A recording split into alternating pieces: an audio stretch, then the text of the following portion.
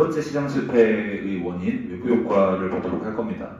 이 사진을 보시면요, 지금 오른쪽에는 양봉업자가 이제 꿀을 채취하기 위해서 일을 하는 모습을 확인할 수가 있고요.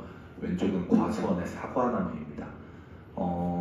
이 사진들이 이 시장 실패라고 하는 것과 어떤 연관이 있는가 좀 의문이 들겠지만, 이 두 기업은 생산 과정에서 생산 활동을 하는데 서로에게 긍정적인 영향을 미치는 외부 효과가 발생할 수 있습니다.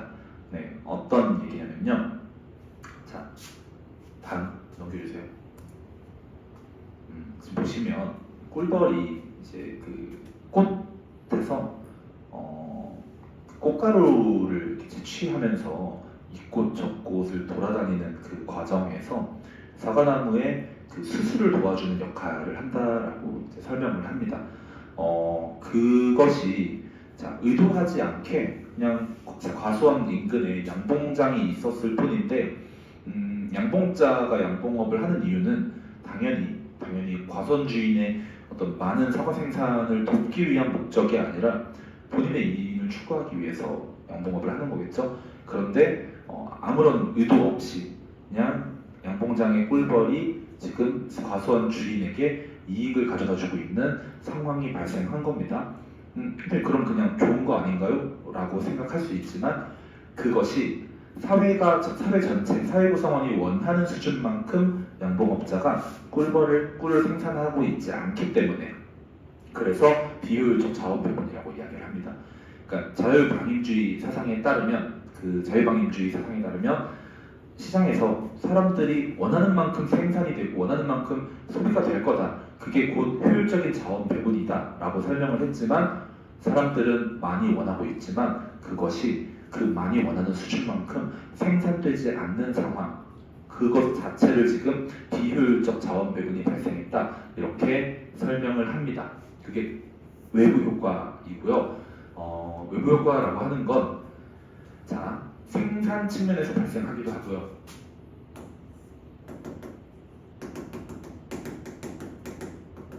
소비 측면에서도 발생합니다. 그러니까 측면이라는 게 무슨 얘기냐면, 생산 활동을 하는 과정에서 다른 경제 주체에게 외부 효과를 발생시키기도 하고, 경제 주체가 소비를 하는 과정에서 다른 경제 주체에게 이익을 또는 손해를 가져다 주는 것을 이야기를 합니다. 그래서 생산 측면에서의 외부 효과를 다시 두 가지로 긍정적 외부 효과가 있고, 얘를 다른 말로 외부 경제 이렇게 표현합니다. 그 다음 부정적 외부 효과를 미치는 경우도 있고요.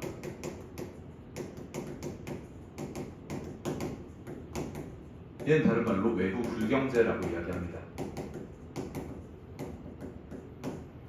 이거 역시 소비 측면에서도 긍정적 외부 효과, 부정적 외부 효과, 외부 경제, 외부 불경제 똑같이 표현을 합니다. 그러니까 지금 발생하고 있는 그 외부 효과가 생산하는 과정에서 나타난 건지 소비하는 과정에서 나타난 건지를 일단 구별을 할 줄 아셔야 하고, 그리고 지금 발생하고 있는 효과가 긍정적인 효과인지 부정적인 효과인지를 구별할 줄 아셔야 합니다. 자, 그럼 지금 먼저 볼 거는 생산 과정에서 다른 경제 주체에게 긍정적인 효과를 발생시키는 상황을 보도록 하겠습니다.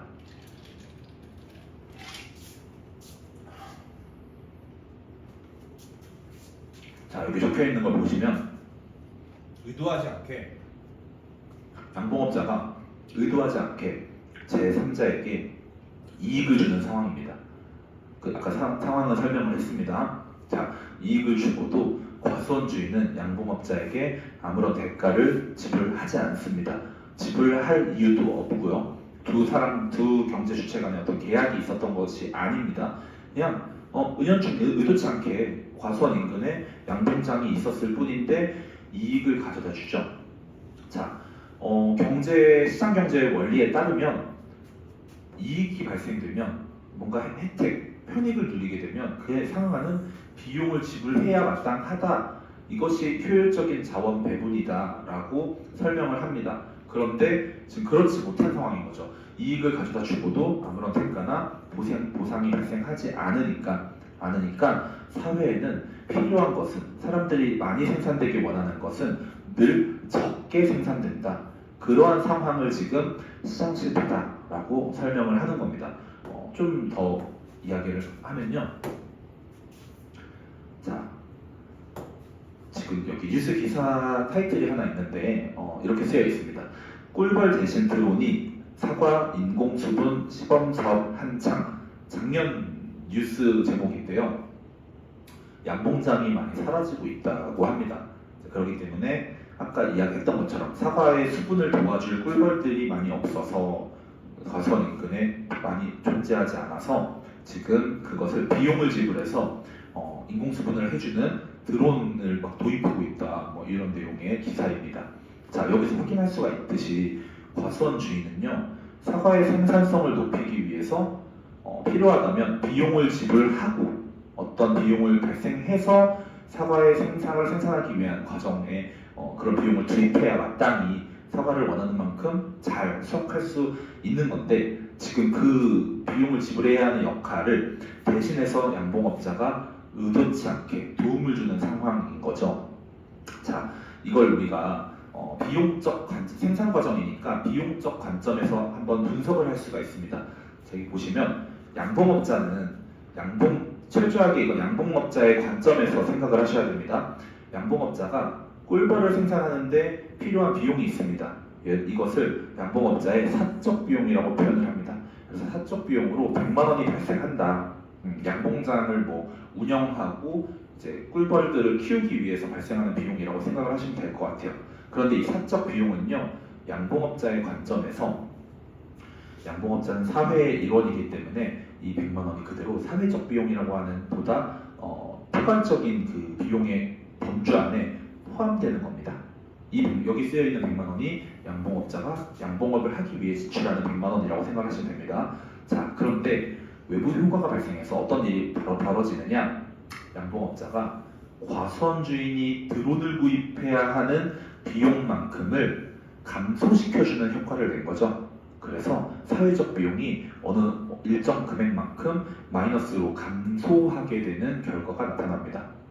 그래서 외부 효과가 발생한다면 항상 생산에 들어가는 사적 비용이 사회적 비용보다 더 큰 결과가 나타납니다. 이렇게 비용적 관점으로도 분석할 수 있으셔야 하고요.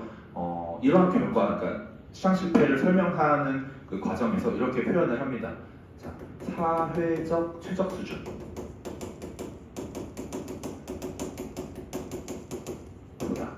사회적 최적 수준이라고 하는 건요, 사회 구성원들이 원하는 보다 많은 거래량 수준을 이야기합니다. 보다 많은 생산 수준보다. 그러니까 여러 과수원 주인들은 우리의 사과나무 생산성을 높이기 위해서 꿀벌을 한 1000마리 더 키웠으면 좋겠는데 라고 생각을 하겠지만, 외부 효과가 발생하는 상황에서는 늘 사회적 최적 수준보다 생산을 적게 해서 과소생산,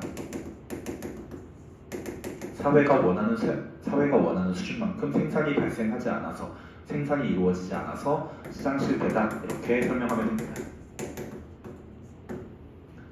자, 그 자유방임주의자들은 사람들이 사회적으로 원하는 만큼 생산되고 원하는 만큼 소비된다. 그게 효율적인 자원 배분이다. 그러니까 자유롭게 맡기면, 경제를 통해 자유를 보장하면 그렇게 될 것이다 라고 설명을 했지만, 그렇지 못한 상황이 나타난 거죠. 사람들은 원하지만 원하는 만큼 생산되지 않는 결과가 나타난 겁니다. 그래서 시장 실패입니다. 자, 이거 어떻게 해결해야 될까요? 정부가 개입하기로 합니다. 해결을 위해서 정부가 사람들이 사회적으로 원하는 수준만큼 생산이 발생할 수 있도록, 그것이 가능해지도록 양봉업자들의 생산 비용을 낮춰주면 됩니다. 사적 비용이 지금 사회적 비용보다 항상 크다라고 이야기했죠. 그러면 생산할 이유가 생기도록 이 사적 비용을 감소시켜주면 됩니다. 어떻게? 보조금을 지원하면 되겠죠. 양봉업을 하는데 보조금을 지원한다던가 세금을 감면해준다던가 이런 보상 또는 혜택, 그러니까 대가를 그만큼 치러주면 양봉업자가 사회가 원하는 수준까지 생산할 것이다 라고 이야기합니다. 해결책을. 자, 이게 생산 측면에서의 긍정적 외부 효과라고 하는 시장 실패의 원인 한 가지일 겁니다. 넘어갈게요. 자, 다시 한번 시장 실패의 개념은 제3자가 아무런 대가를 치르지 않는다, 그런 상황이 나타난다. 그리고 결과적으로 사회가 원하는 수준만큼 생산하지 않으므로 시장 실패다, 자원의 비효율적 배분이다, 이렇게 설명을 하겠습니다. 다음. 자, 넘어갈게요. 네, 이번에는 생산 측면에서 발생하는 부정적 외부 효과를 볼 겁니다. 부정적 외부 효과니까 당연히 좋지 않은 영향을 미친 상황을 얘기를 하겠죠. 자, 지금 여기 사진을 보시면 뉴스 신문이 하나 나와 있는데 2019년자 신문입니다. 마을 인근 공장에서 발암물질이 발견됐는데 주민들의 암 발생과 이것이 무관한가라고 마을 주민들이 시위를 벌이고 있습니다. 이렇듯 많이는 아니지만 어떤 특정 기업 또는 어떤 그 공장들 인근에 있는 마을에서 사람들이 특정 질병에 많이 이렇게 노출된다거나 혹은 환경이 지나치게 오염된다거나 이러한 문제들이 가끔 이렇게 기사거리가 되는 것을 우리가 알 수가 있습니다. 이것도 이제 그와 유사한 사례인데요. 이분들이 이렇게 시위를 벌이는 이유는 그것에 대해서 그 기업이 마땅히 책임을 진다거나 어떤 보상을 해준다거나 하는 경우가 잘 없습니다. 그런 인과관계를 입증하는 것도 굉장히 어렵고요. 현실적이지 못하고 일단 외부 효과의 관점으로서 접근을 하자면 기업을 운영하는 공장주는 인근 마을 주민들의 건강을 해치기 위한 목적으로 공장을 운영하는 것이 아니죠. 공장을 운영하는 목적은 당연히 자신들의 이윤을 추구하기 위해서, 이윤을 극대화하기 위해서 공장을 운영을 하는 것인데 역시 의도하지 않게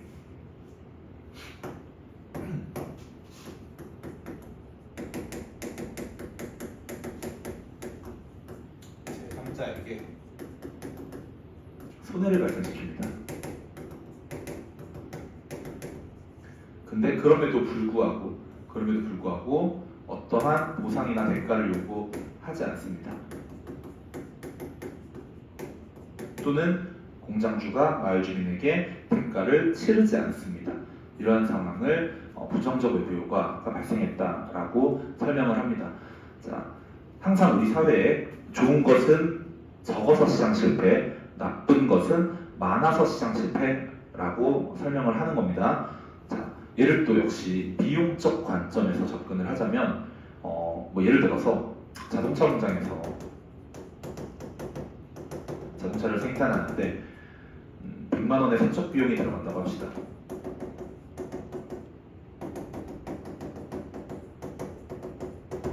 자, 세척 비용은 마찬가지로 사회 전체가 지불하는 사회적 비용에도 포함되겠죠.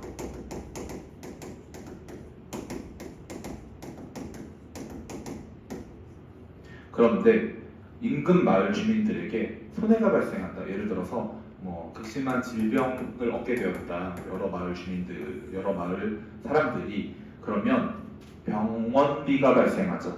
병원에 가야 해서 비용이 발생합니다. 자, 어떤 보상이나 대가가 치루어지지 않기 때문에 그 비용을 온전히 사회가 부담하는 거죠.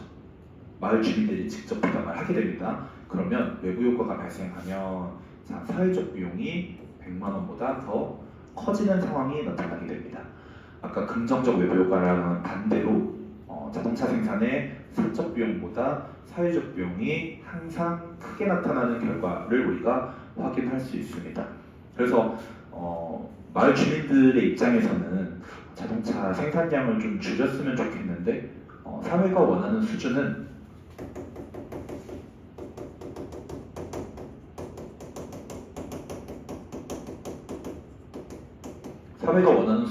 한 50대 정도 생산했으면 좋겠는데, 하지만 자동차 공장주는 본인들의 이윤 극대화를 할 수 있는 생산량 수준에서 생산량을 결정하기 때문에 마을 주민들의 어떤 건강과는 환경 오염과는 아무런 그런 관계는 따지지 않고 생각하지 않고 생산하기 때문에 항상 과다 생산된다.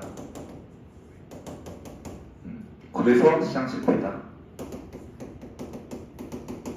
사회가 원하는 수준보다 사회의 부정적인 것은 항상 너무 많이 생산되어서 그래서 비효율적 자원 배분이다. 이렇게 설명을 합니다. 역시 자유방임주의 사상에 따르면 거기에 따르면 원하는 만큼 생산되어야 하는데 그래야 효율적인 자원 배분인데 정부가 개입하지 않으니 이런 결과가 나타나는구나. 이렇게 이해를 하시면 되겠습니다. 이거 역시 해결하기 위해서 정부가 개입을 해야겠죠. 정부 어떻게 하면 좋을까요? 자, 너무 많이 생산되고 있어서 문제인 거죠. 생산을 적게 하도록 규제하면 되는 겁니다. 과징금이나 벌금 등의 규제를 통해서 자동차 생산 비용을, 세척 비용을 증가시켜주는 거예요. 그럼 자, 공장주의 입장에서 생산을 하면 할수록 우리들의 비용이 과도하게 부담되네. 그러면 생산량을 사회가 원하는 수준까지 줄일 수 있다라고 보는 겁니다. 넘어갈게요.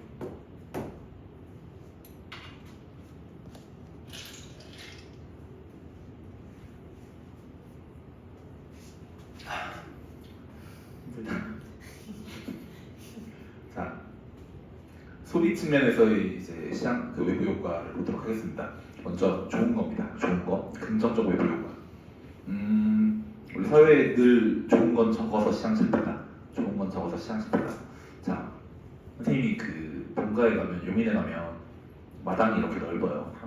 우리 집 마당이 한 500평 정도 되는데 마당에 취미로 동물들을 좀 키웁니다. 네, 기회가 되면 나중에 동물들을 좀 보여주고 싶은데 우리 집에는 코뿔소도 한 마리 키우고요, 사자도 한 마리 키우고, 사슴도 한 마리 키우고, 알파카 그리고 뭐죠 얘네? 미어캣인가요? 미어캣도 2마리 키웁니다. 그런데 이거 지금 내가 뭐 하는 거죠? 생산하는 건가요? 소비하는 건가요? 동물을 소비하는 거죠. 그죠? 동물을 소비한 거예요. 소비의 목적은 나의 만족을 높이기 위해서, 나의 편익을 극대화하기 위해서 소비를 합니다. 그런데 나의 소비 행위가 개인의 소비 행위가 의도하지 않게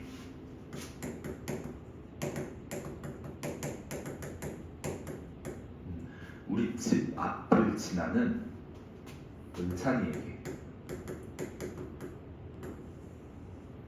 우리 집 앞을 지나는 은찬이가 코뿔소를 너무 좋아해. 그래서 언제 한번 내가 코뿔소를 볼 수 있는 날이 있을까? 이런 생각을 가지고 살아가고 있었는데 의도하지 않게 우리 집 앞을 지나다가 코뿔소를 보게 된 거예요. 그럼 기분이 어떨 것 같아요? 너무 좋을 것 같죠? 너무 좋겠죠? 의도하지 않게 다른 경제 주체 제3자에게 이익을 가져다 줍니다.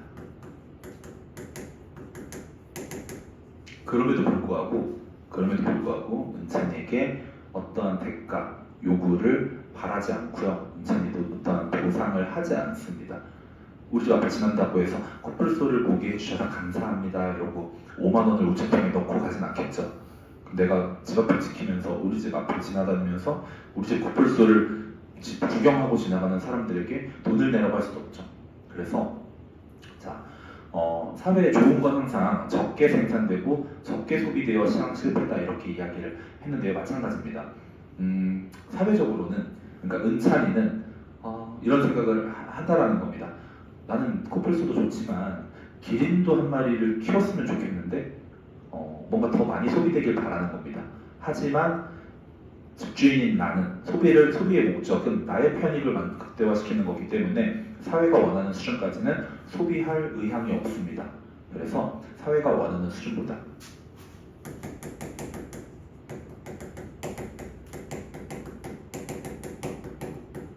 늘 과소소비된다. 그래서 시장 실패다라고 설명합니다. 마치 이런 거예요. 그 독감 예방 접종을 하면 독감 예방 접종은 소비하는 거죠. 그렇죠? 독감 백신을 소비하는 건데 의도하지 않게 그러니까 나의 그 감염 예방을 위해서 하는 거지만 내가 독감 예방 접종을 맞으면 적어도 나로 인해 타인에게 그 독감이 감염될 일은 없겠죠. 내가 항체가 생긴다면 의도하지 않게 제3자에게 이익을 전해주는 이익을 발생시키는 행위이지만 아무런 대가, 보상이 발생하지 않습니다. 그거 역시 긍정적 외부 효과입니다. 사회적으로는 사람들이 예방접종을 너도 다 많이 맞았으면 좋겠는데 하지만 늘 좋은 것, 사회가 원하는 수준만큼 소비되지 않는다. 과소소비 되어서 시장 실패다. 이렇게 설명을 합니다. 자, 얘는 생산이랑 다르게 소비의 관점에서 설명을 하는 거기 때문에 비용적 측면이 아니라 편익의 측면에서 분석을 할 수가 있습니다. 내가 소비를 하면 나에게 만족감이 발생하는데 이것을 사적 편익이라고 이야기하겠습니다. 사적 편익이 10만 원 발생한다. 자, 그런데 나의 소비 행위로 인해서 외부 효과가 발생한다면 사회적 편익에 10만 원이 당연히 포함되겠죠. 이 10만 원이. 그런데 외부 효과가 발생하면서 은찬이에게 어떤 편익이 갑자기 생겨나네요. 그렇죠? 그래서 사회적인 편익이 보다 커지는 상황 결과를 이제 설명할 수가 있어집니다. 내가 소비를 하는데 내가 좋은 것보다 사회가 좋은 게 더 많아지는 결과가 나타난다라는 겁니다. 자, 과소소비된 이 시장 실패 상황을 이제 해결하기 위해서 또 정부가 개입을 해야겠죠. 정부가 개입을 합니다.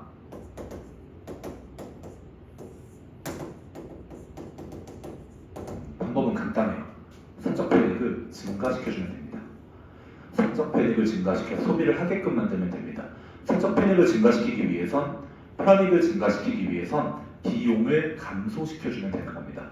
정부가 이제 이 사례에서는 이게 현실적인 사례는 아니지만 집주인에게 나에게 동물을 키우는데 보조금을 지원한다던가 또는 혜택을 줌으로써 소비 행위를 더 할 수 있도록 사회가 원하는 수준까지 소비되도록 지원하면 됩니다.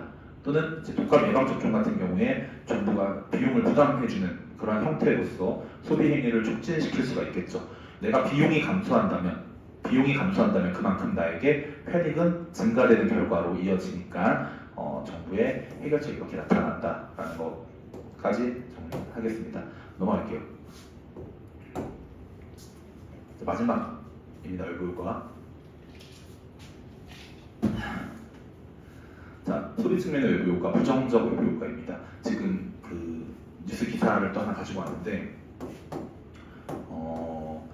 타이틀이 이렇습니다. 길거리 흡연 얼마나 걸어보니 1분에 한두 명꼴 서울시 전면 규제 어려워 고심이라는 타이틀이 나와 있습니다. 선생님도 개인적으로 길거리 흡연하는 사람들을 굉장히 좋아하지 않는데 길거리 흡연이라고 하는 것 역시 소비하는 거죠. 소비를 왜 할까요? 흡연을 왜 하죠?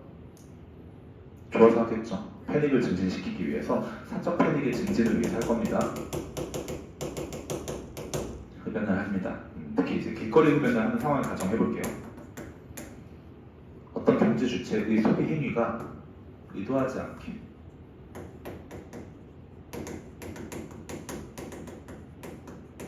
제3자에게 손해를 발생시킵니다.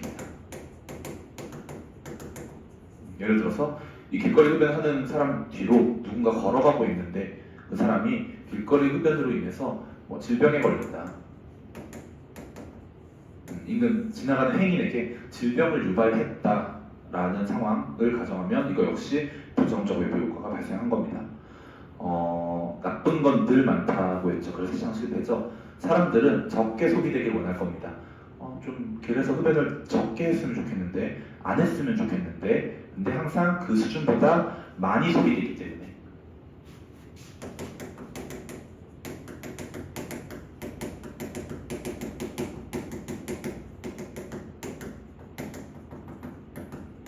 과다 소비되어서 시장 실패다. 이렇게 설명을 합니다. 자, 역시 마찬가지로 소비니까 패닉의 관점에서 접근을 하면 길거리 흡연을 하면 사적 패닉이 10만 원 발생한다라고 가정을 해볼게요. 이러한 사적 패닉은 역시 사회적 패닉에 그대로 포함되어 있습니다. 사회적 패닉도 10만 원을 일단 기본으로 하는데 내가 소비 행위를 함으로써 지금 질병을 유발하고 제3자에게 이 사람이 병원에 가겠고 병원 비용이 발생하며 하지만 그 비용을 내가 어떠한 보상이나 대가를 지불하지 않습니다. 그래서 그 비용은 오롯이 사회가 부담하게 되죠. 사회가 부담을 하면 사회적 편익은 반대로 감소하는 결과가 나타나겠죠. 비용이 발생하면 편익은 감소하는 거니까. 그래서 외부 효과가 발생하면 늘 사적 편익이 사회적 편익보다 나의 소비 행위가 타인에게 손해를 발생시키지만 나의 만족이 더 큰 결과로 나타나게 됩니다. 자, 어떻게 해결해야죠? 정부가 나서서 소비 행위를 규제하면 되겠죠. 길거리 흡연자들에게 과태료, 벌금, 과징금을 부과하면 되겠죠. 등의 규제를 한다면, 자, 내가 길에서 흡연을 하는데 비용이 계속 발생해. 나에게 과태료, 벌금이 계속 발생해. 그러면 편익은 계속 감소하겠죠. 나의 편익이 감소시키는 행위를 하지 않을 거니까 과다 소비가 좀 줄어들 수 있겠네요. 기대할 수 있습니다. 여기까지가 시장 실패의 원인 세 번째 외부 효과 네 가지를 다 설명을 했고요. 마지막 경제적 불평등을 보도록 하겠습니다. 네 번째입니다. 시장 실패의 원인 네 번째 경제적 불평등. 자, 얘를 다른 말로 빈부격차라고도 할 수 있겠네요.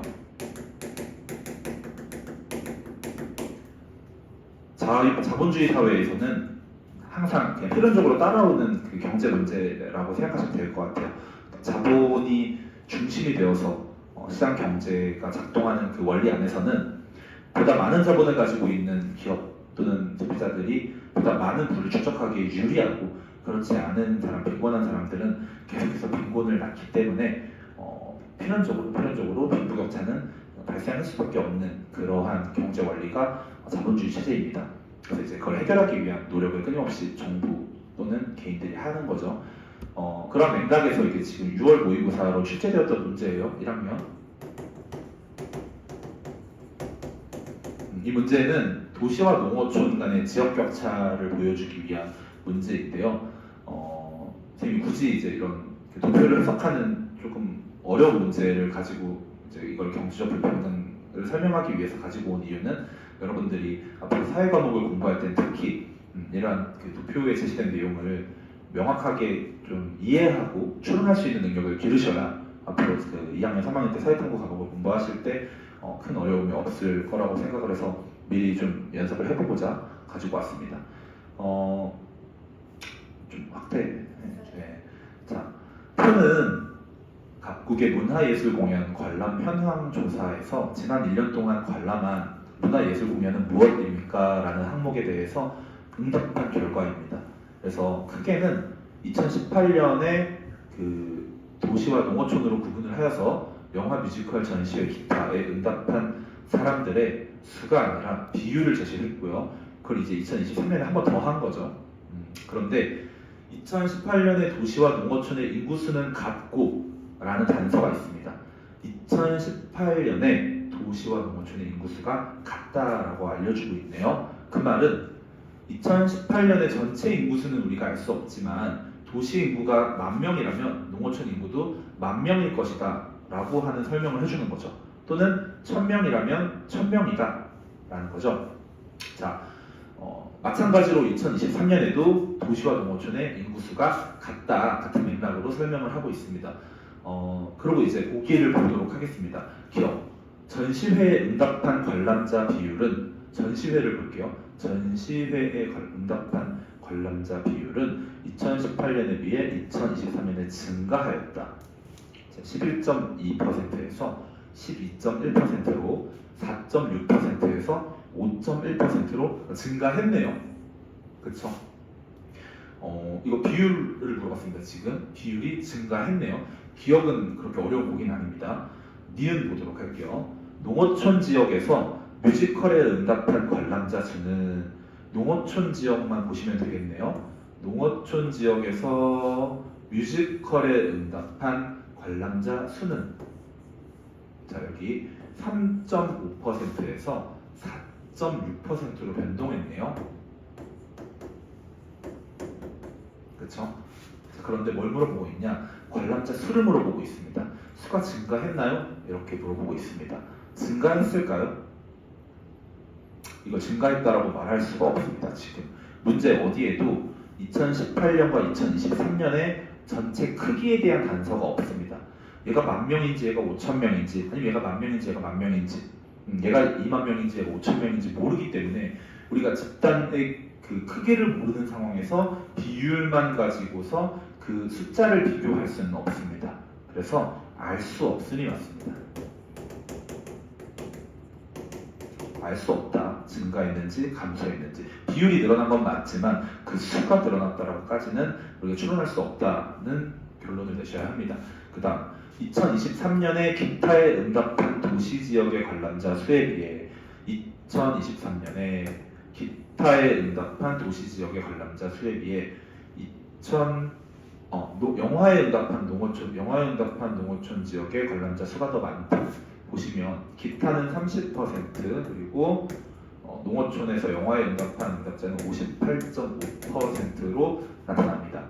자, 이 숫자가 얘보다 더 많냐, 관람자의 수가 더 많은가 라고 물어보고 있습니다. 이건 어떨까요? 더 많다고 해도 되겠죠. 왜냐면 지금 이 도시의 인구와 2023년만 놓고 봤을 때 도시의 인구가 1000명이라면 농어촌의 인구도 1000명인 거니까 1000명 중에 58.5%와 1000명 중에 30%에 해당되는 사람의 수가 뭐가 더 많냐라고 물어보고 있는 거니까 집단의 크기가 얼마가 되든 항상 영화에 응답한 58.5%에 해당되는 사람의 수가 더 많은 결과가 나타나겠죠. 이건 비교가 가능합니다. 마지막 리을 볼게요. 2018년에 전시회에 응답한 농어촌 지역의 관람자 수와 2023년에 뮤지컬에 응답한 농어촌 지역의 관람자 수가 같다. 지금 여기 2018년 4.6%와 2023년에 4.6%의 관람자 수가 같냐라고 물어보고 있습니다. 얘는 뭐라고 답하면 될까요? 역시 알 수 없죠. 2018년과 2023년에 전체 집단의 크기를 모르는 상황에서 비율이 같다고 해서 이 수가 같다라고는 할 수가 없는 겁니다. 그러니까 지금 보기들을 쭉 보시면은 문제에서 묻는 방식이 패턴 정해져 있습니다. 관람자 비율을 물어보느냐 아니면 수를 물어보느냐,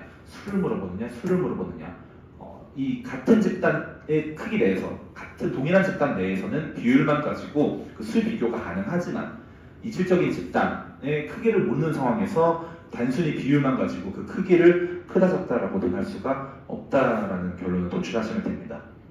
자, 그래서 이러한 문제들을 풀어내기 위해서 좀 연습을 하자면 넘어갈게요.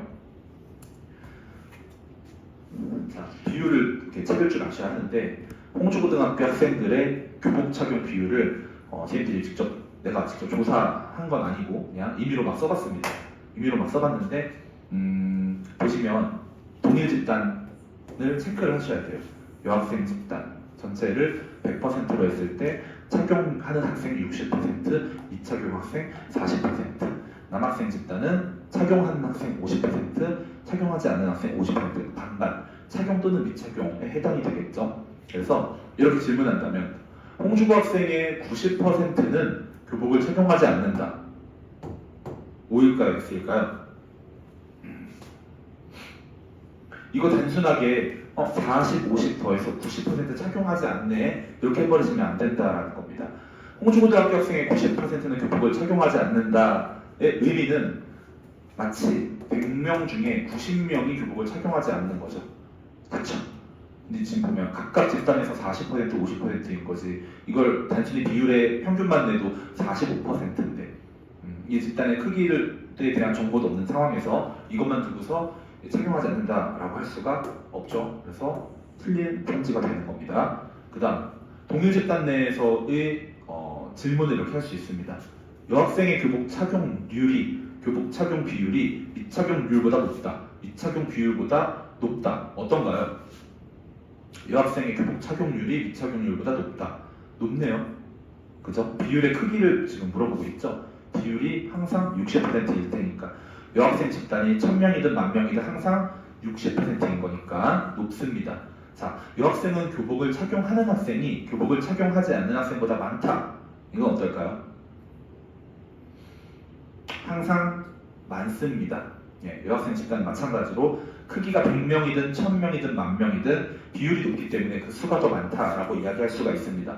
이번에는 다른 집단과의 비교입니다.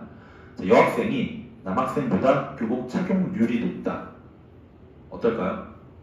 착용률 비율을 물어보고 있죠. 60% 50%니까 항상 높다라고 이야기할 수가 있겠네요. 자, 여학생이 남학생보다 교복 착용 학생의 수가 많다. 이건 어떨까요? 지금 문제 어디에도 여학생 집단의 크기와 남학생 집단의 크기를 알 수 없습니다. 그렇죠? 수는 알 수 없기 때문에 수가 많다라고는 이야기할 수가 없는 거죠. 알 수 없다가 맞습니다. 여학생이 100명 중에 60명인지 남학생이 200명 중에 절반인지 100명인지 그건 알 수가 없는 겁니다. 그래서 알 수 없다라고 하시면 됩니다. 여기까지가 시장 실패의 4가지 원인, 독과점 문제, 공공재의 공급 부족, 외부 요구와 경제적 불평등, 이렇게 4가지 시장 실패 원인을 봤습니다. 수고하셨습니다.